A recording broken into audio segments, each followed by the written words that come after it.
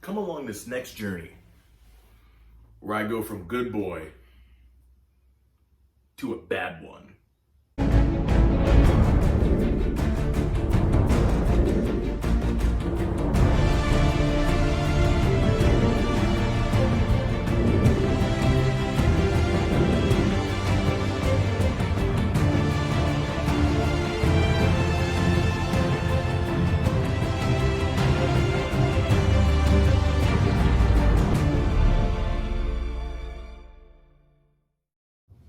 Willkommen, bienvenue, welcome to episode 7 of the J12 series, Kicked Out of Nursery School. Once again, thank you for everybody that is subscribed to the channel.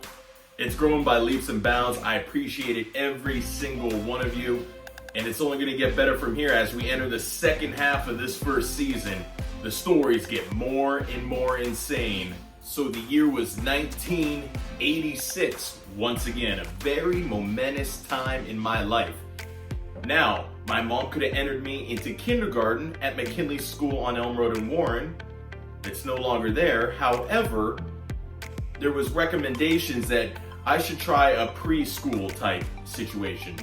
Hence, I was enrolled at Hallen Christian Church's nursery school program. So here is 5-year-old me. The world in front of me, it's the mid-80s, things are getting cooler, things are getting more neon, that really radical type era, throwback to the last video. So I was ready for a cool new experience, to meet new friends and see what happens from there. So I got put into this class. It was just one class at the church, and I met a lot of cool kids. A lot of cool kids that weren't like me, a lot of kids that were hyper like me. I was nonstop. Not that I ever got in trouble in class. I can say throughout 12 years of school, I never got one detention or suspension, so I listened. However, I started getting a little bit of a rebellious streak at this point in my life. So I wanted to try something different one day and see how far I could push it. I was pretty outgoing as a kid. I was easy to make friends. I was easy to make conversation with.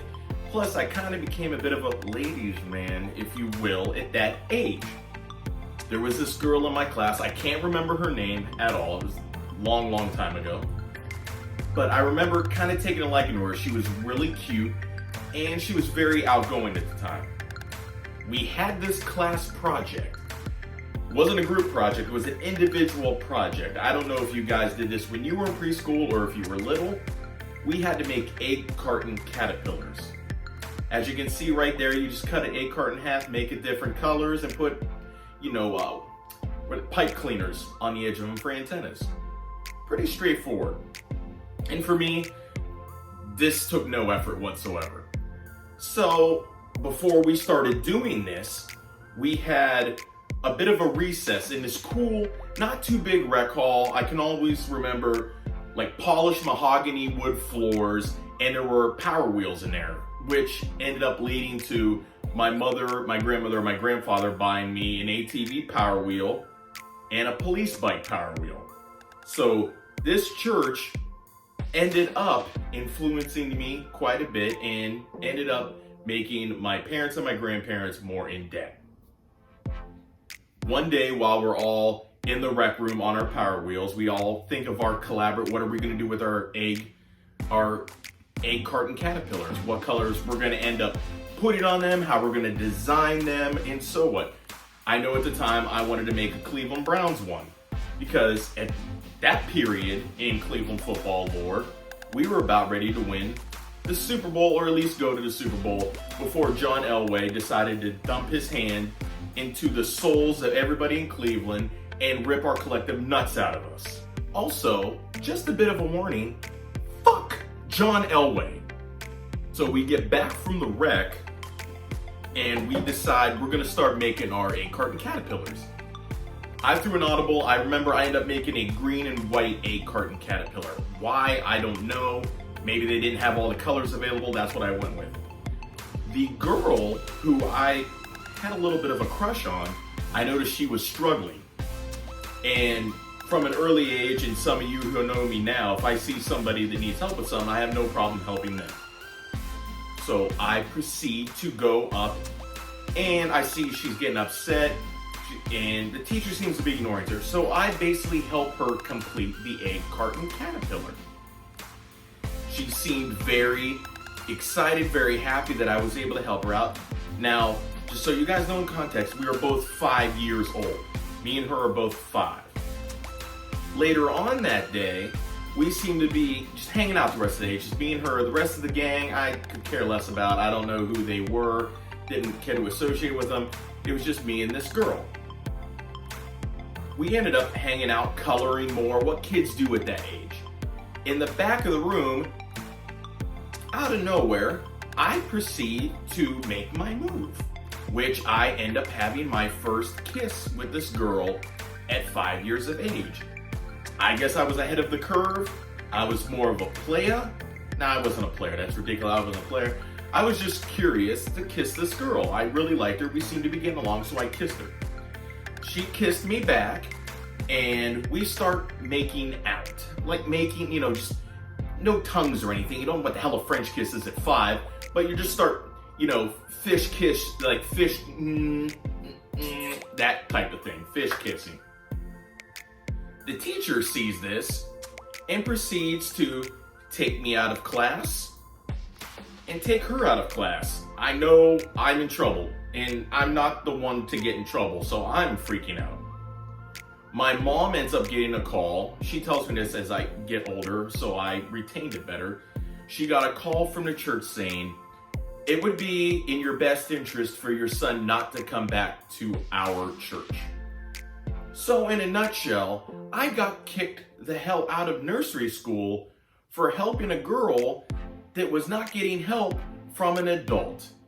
And I was just kissing her. I wasn't doing anything else. I was fish kissing. That was it. What the hell is the big deal? And the great thing was, being 5, I got my first kiss out of the way at 5. And then when I ended up in kindergarten next year, I ended up kissing another girl on the playground. So I was a kissing bandit, not the girl with the gigantic bosoms, but I was a kissing bandit. I would just kiss girls, and then I would meet my very first crush in 1st grade, which I remember her name and everything else vividly, Jennifer Frangel in Warren, 1988. It was like the very first mega crush I ever had. But that experience in that church, in that preschool, helped mold and bring about the guy I am today. Granted, there was a long period of my life in which I became very introverted, but when I talk later on at the end of this series about the big bike accident I had, which made me who I am now today, more outgoing, more balls to the wall, I'll try certain things, why not? Because you only live once. So, I kissed the girl, I made an egg carton caterpillar, I got the kick right out of nursery school. They didn't want my ass anymore, bad influence. Losses on them though, right? So once again, I hope everybody enjoyed a smaller version, episode 7, me getting kicked out of nursery school. Episode 8 will be coming out in the next week or two. I'm gonna kind of gap these out a little bit more so it's not every single week. Then again, I'm just gonna play on how I feel. So make sure you hit the like button. Make sure you subscribe to my channel on our road to 100 subs. I'm excited for us to hit that mark together because we're a team. We're home team. We're all in this together. And throughout this whole video, you're probably wondering, why the hell am I sitting in front of this beautiful 49-key Yamaha Baby Grand keyboard piano that was purchased at Kmart when Kmart went out of business on Route 422 in Niles? Well, let me tell you, have a good one, everybody. Stay safe. Stay tuned. You'll see why I have this out. Goodbye and good night.